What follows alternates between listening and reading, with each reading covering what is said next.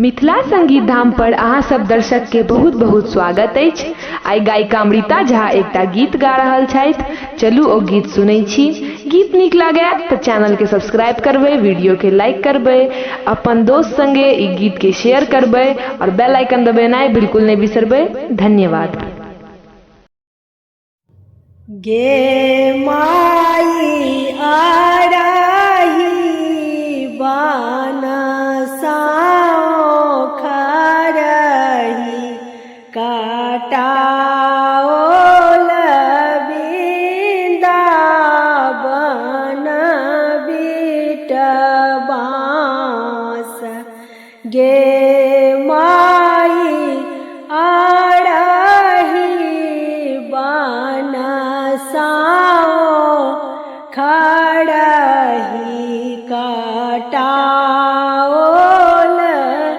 बिंदावन bit बाँस। गे माई ताही बाँस केरा बांगला छेबाओल झिर झिर बहाए बसात। गे माई ताही बाँस केरा बांगला छेबाओल झिर झिर बहाए बसात। गे माई ताही पैसी सूता गेला बड़का भैया आबि गेल आलस नींद। गे माई उठब जे गेलखिन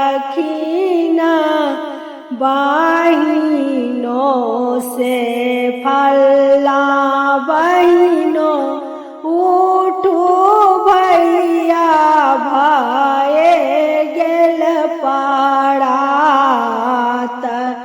गे माई एहन दो चारनी ननदो कतहु ने देखलाऊं। आधी राति बोलै छै परात। गे माई एहन दो चारनी ननदी कतहु ने